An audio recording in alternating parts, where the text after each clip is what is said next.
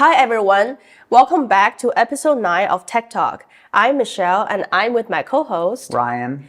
Today we're going to cover the release of the newest phone by Google and how Google Gemini will impact the popularity of this phone. So I'm on the storefront of Google and this phone is called Pixel 9 Pro. And look at this beautiful phone. Yeah, it's so beautiful. And we're going to be going through the Pixel 9 Pro event by Google and how they're highlighting all the new features that this phone is having and its full immersing and integration of AI with Google Gemini. Yeah, so let's go through the pricing first. The Pro version costs $1,099 or $30.53 per month with 36-month financing.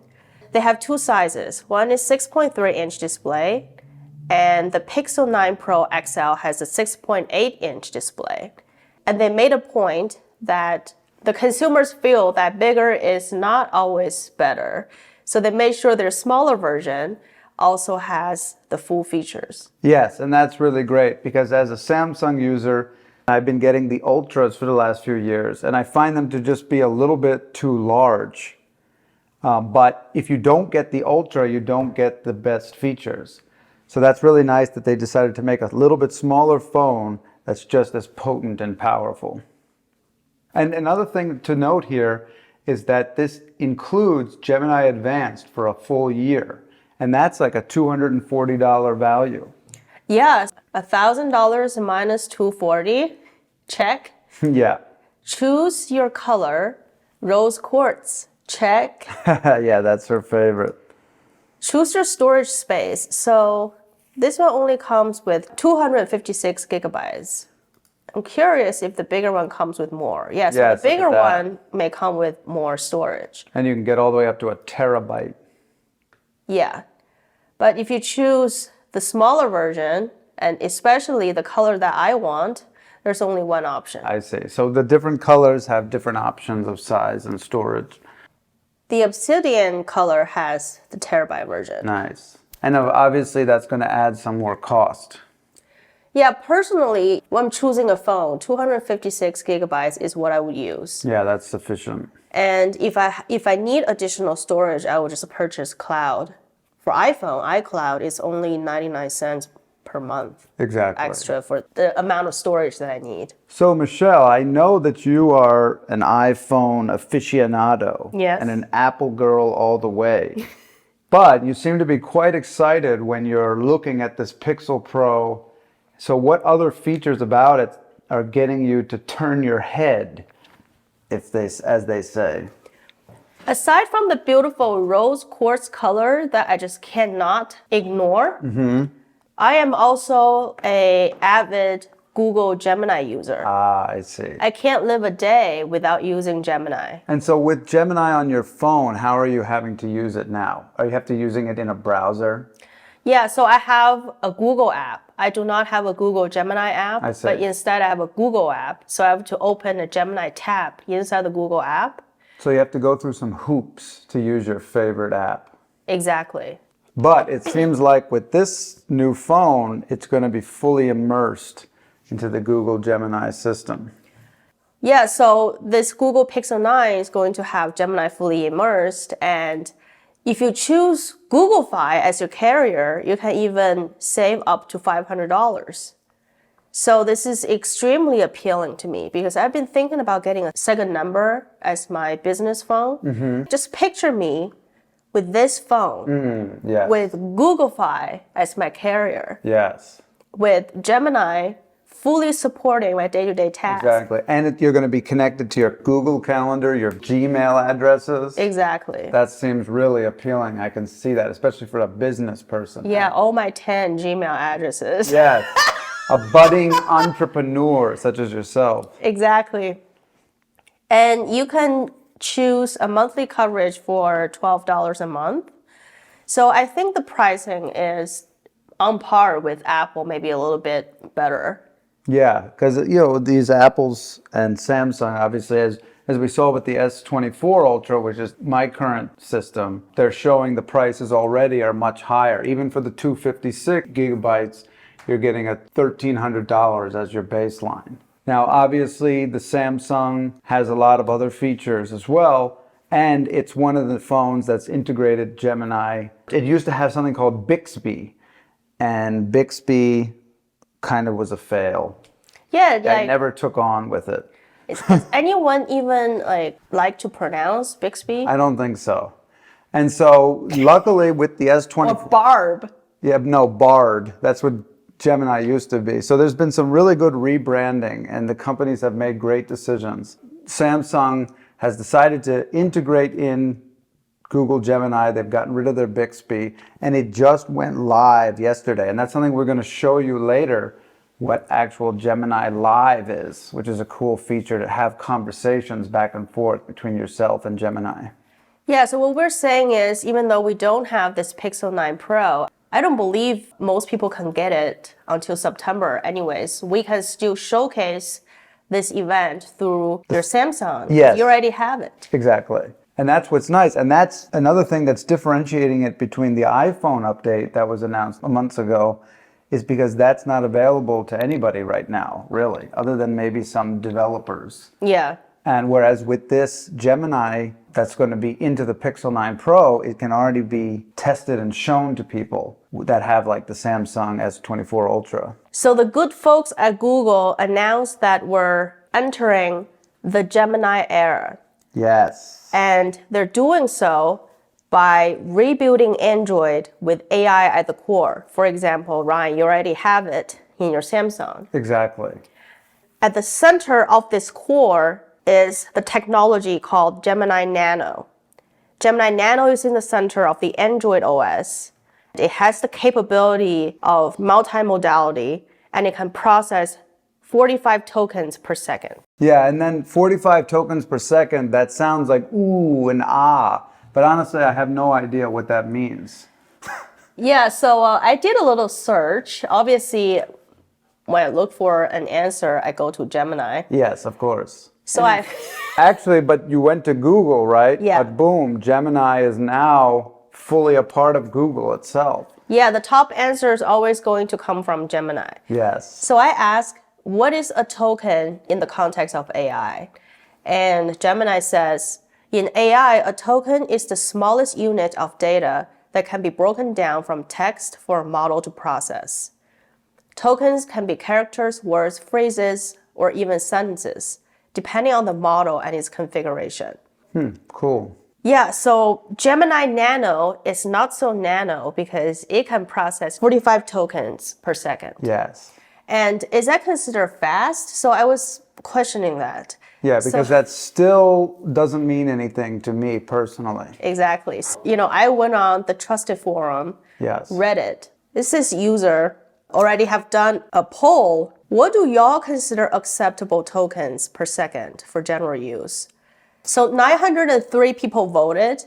They gave a series of options. They gave less than 1 token per second, 1 to 5, 7 to 10, 10 to 20, or more than 20.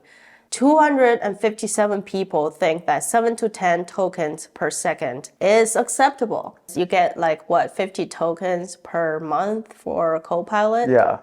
And in my mind, it always takes a long time. Yeah. Exactly. Especially after you've done a few images. If you're drawing your 4th or 5th image, then it's getting pretty limited. But still, this is what we're used to. We're used to that being the upper bound. 13 tokens per second being an upper bound. And most people are happy with 7 to 10. Yeah. So Gemini Nano coming out here, pitching this 45, that's eye-opening now that we finally put it all into perspective, that we're going to get 5 times faster. Yeah. So the good folks at Google have the vision of making Gemini available on every phone for everyone. I really hope they consider iPhone part of the every phone and everyone Yeah. because Gemini had not come to my phone yet. Exactly. But that, iPhone obviously is coming up with its new iOS that's trying to integrate OpenAI's ChatGPT system. And so there's a lot of competition going on. Yeah. And it's pretty fascinating to see the intense competition between the phones, the AI industry, which means the prices are going to be driven down, actually, Yeah. for competition's sake. And there's going to be these incredible incentives to switch over to different providers. Yeah, solely because of the AI technology. Exactly. So I think Google has a leg up on Apple right now because I'm familiar with Gemini. I use it daily. And the good folks at Google have the vision of making Gemini your go-to trusted AI assistant. In fact, Gemini Advanced already is my go-to trusted AI assistant. I still don't know what this Apple Intelligence is going to be all about. Exactly. I remember being very excited watching the Apple keynote event, but now I see that there's an option for Gemini to be my assistant. Yeah, and it's funny because Gemini's basically swooped in there almost after the Apple event. It's almost like Apple was caught off guard by this. They almost announced too early, whereas Google came in already with a fully developed product into the system that people are getting used to. Yeah. So they come out with the AI first, then integrated it into their mobiles. Yeah. Whereas Apple is just trying to take OpenAI's popularity, ChatGPT, and integrate it into theirs. But unfortunately, the ChatGPT is not as popular anymore. It's losing. It's losing its popularity. Exactly. Yeah, and it's just a half-ass integration because it's not like OpenAI is powering Apple Intelligence. Apple Intelligence is its own thing, and it gives you option to open OpenAI, which I can do with a touch of a button anyways. Exactly. Plus, I don't trust, I'm sorry, this is just too intense. Yeah. I prefer Google Gemini over ChatGPT. Exactly. And that's because Google has gained our trust over the last 2 decades as a search engine, and also with Gmail being so popular, and Google Calendar, and even the difference between Google Maps and Apple Maps when Apple Maps was driving us off cliffs earlier. So it's like the Google, and they even said in their speech that they've been thinking about this for 25 years. Yeah. Whereas it seems like Apple just came up with it very recently, and they're like behind, but then they tried to get in and jump in. Google has been very patient building this incredible product.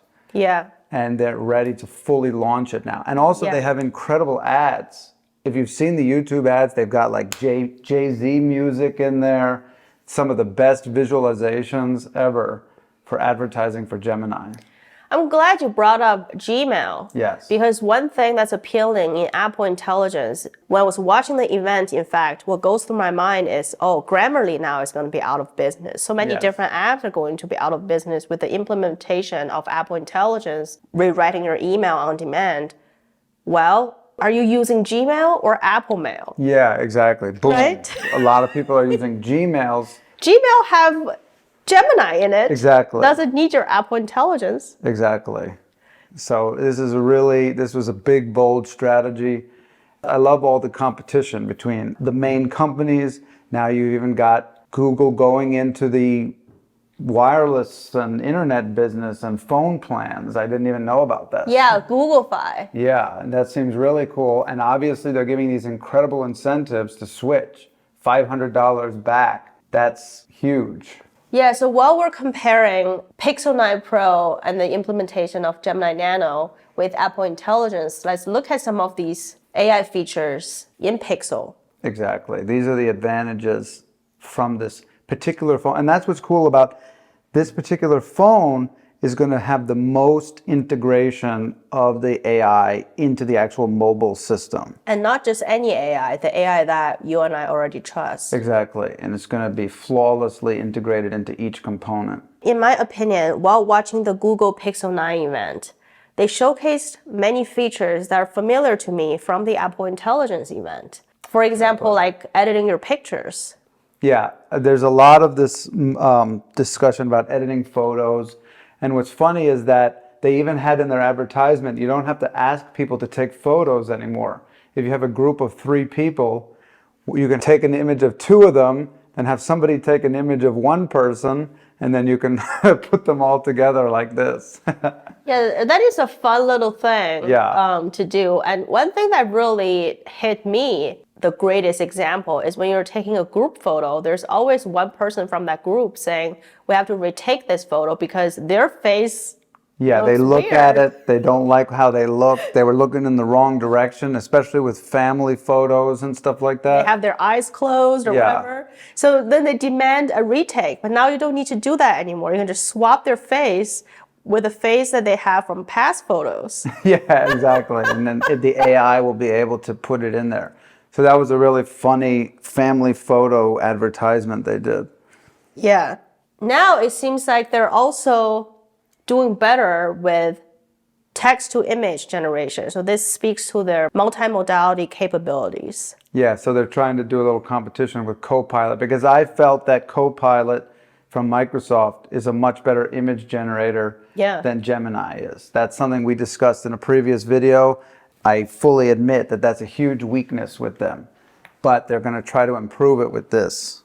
Oh, the weather app. I remember, Michelle, that I was oohing and eyeing, and you were kind of like, eh. Yeah, I'm kind of confused. Why are we talking about the weather app? Because as an iPhone user, I've been extremely satisfied with the amount of information the weather app provide me. Yeah, but what I realized is that it was a call to arms for the Android users, as a call to attention, because I hadn't seen such level of detail. And I actually looked at my phone and was amazed at all the new features. Now, this just seems to be saying, hey guys, recheck your weather app because it used to be bad for you. Now it's good. Yeah. So they're catching up to the iPhone. Yeah, so there's this easily recall information from screenshots. So I think Apple Intelligence also talked about it. They seem to index every photo, speaks to that image to text capability. Yeah, the ability for it to analyze images and then make it meaningful and personalized to you. So they'll know you have a particular friend that you took an image with or something, and then you can ask, what does that person like? Yeah, I remember from the Apple Intelligence event, they're saying, find all the photos of this friend in this particular clothing. Yeah, like a pink dress or something. I think it may have been yellow. Yeah. Maybe pink. But basically, I think it's the same thing here. Yeah. And they actually have a great example in their event. So my favorite creators, H.J. Evelyn and Erica Ha's YouTube video was featured in this Google event. Yes. They're like eating a bunch of really yummy food. And I think this Google demo person asked Gemini to create a list of things in their video. So that speaks to that video to text capability. Yeah, and that's something that's extremely new and is just popping up even on YouTube now. Yeah. With You should tell us all about it because we don't have it. Yeah, so I have the feature. It's only in certain videos and it's only for certain creators right now. And I'm very lucky enough to have that feature. And it's a ask button. So you guys should be on the lookout for it. And we can put a screenshot of it here Yeah. on the screen. And it's an ask button. While you're watching your video, you can start asking questions about it. And this is going to be incredibly useful for if you're watching a how-to video. You say, tell me, when does the creator mention this product? And it will give you the time signatures every time that product is mentioned. Because a lot of times, YouTubers are trying to get their AdSense, right? Yeah. So they're making a 30-minute video and they mention the product maybe 3 times at different points. But now it's like, all right, I have a goal, give me the time for this. And boom, the AI is going to do that. And that's going to save me time, and it's going to make me appreciate that video even more. And I might actually spend more time because I'm chatting away watching it. So this isn't going to hurt a good creator either, because it's going to cause more engagement with their videos. Yeah. Rather than the frustration of, I can't find what you're saying, I'm never going to watch your video again. Yes, if you're Mr. Beast, you're not going to be touched by this function at all because Mr. Beast's video is really good at capturing viewers' attention in 5-second increment. Exactly. But if you're someone who always give clickbait, like if you are a vlogger and you're like, oh, we broke up, and then you vlog weeks worth of material, you mention your breakup in like when we're 20 minutes in, now I can find that exclusive segment with this ask button. I just want to know what happened. I don't want to watch the breakup. Exactly. So it's gonna increase the viewers' focus and attention to what exactly they want. And so then everyone's going to be happier. But it's also the creator is going to have to be pretty specific about what they want to. Creators have to be very efficient and very upfront with their Yes. information. But also just a quick shout out to my birding community and wildlife and nature community.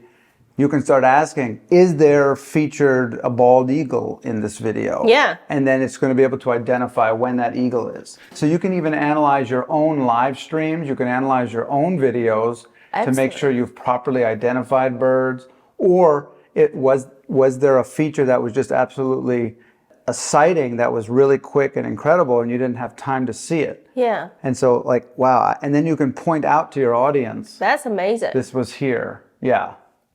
So that's going to be the future of YouTube. Yeah, now that you put it in this context, I see this goes way beyond content creation because Yeah. you can have security footage. Exactly. You know, you need to find the perpetrator, right? Yep. For law enforcement purpose, this is going to be really helpful. Oh, that's incredible that you mentioned that, because a lot of times you have to sift through security footage that's 24 hours long, and you would have to sit there for 24 hours, or maybe you can times it by 5. But now it's like, when was their movement? With that 45 bits per second, it's going to go through 24 hours of video in a few minutes. And this is just going to revolutionize life as we know it. Yeah. And they just snuck it in there that it's happening. Yes. Now moving on, we can talk about this call notes. Yeah, this one was a little bit interesting, especially in these one-party consent or two-party consent states. Yeah, so it seems like all of your calls are going to be transcribed if you choose to turn on this function. Yeah. I don't know how I feel about it, but I don't make that many phone calls anyways. No. But I think the key word here is on device. Not going to be out in the cloud or anything. Yeah, so in the Apple Intelligence event, they really emphasize privacy, private cloud compute. Most of the tasks going to be run on device. And I think in this Google Pixel 9 event, they talked a lot about privacy too. Gemini Nano is a specific on-device system. So most of your tasks are going to be handled on-device by this Google Tensor G4 chip. And when we think about on-device, that does give us more assurance for privacy. Yeah, I agree. But I feel like so far, I don't think they emphasize privacy as well as Apple. Yeah, they have mentioned it a little bit, but they have not gone into detail. And they do indeed talk about, when you're using Google Advanced, that there can be humans analyzing the response of Gemini. Yeah, I used to have that blocked, but now I just don't care anymore. Yeah, exactly. Because as long as you're doing stuff that's appropriate. And no, I'm always asking appropriate things. Exactly. But I don't think any good folks at Google care. No, they're just trying to test out they're training their AI. That's what they care about.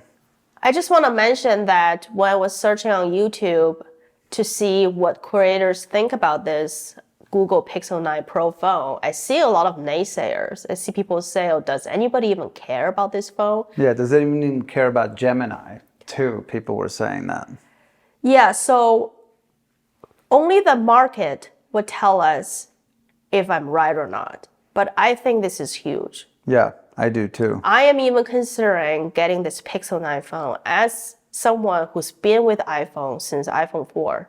Yeah, that's incredible. And all they need is to turn a few heads, like in Too Hot to Handle, to switch things up.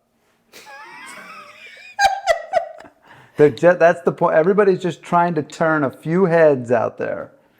And AI is how people's heads are getting turned in 2024. They did it with the Samsung Ultra. If you recall, the Galaxy, all the ads were, this is Samsung AI. Samsung AI turned out to just be Google, but they portrayed it as Samsung AI. And then iPhone came in and said, this is Apple Intelligence. Instead of artificial intelligence. Exactly. Yeah, which is the same AI. So everyone's trying to utilize this wave as the push to their product.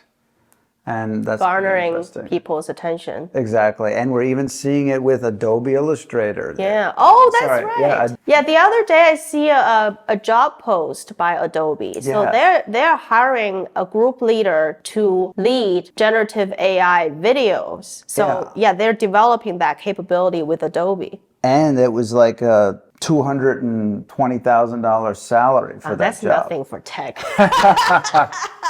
I mean, I'll take it. Yeah, exactly. No, but that was, yeah. So the point is they're pushing for this stuff.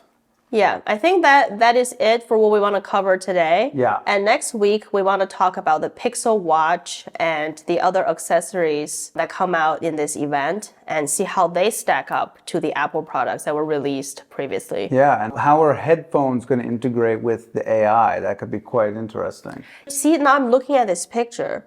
The reason why I've been such an iPhone fan, mainly because of the aesthetics. Yes. But I think these Pixel products are really speaking to me. They're starting to speak to you, exactly. And you can imagine yourself just tapping and saying, hey Google, instead of say, hey Siri. They're all about, hey Google now. In fact, my phone is now talking to me right now. All right.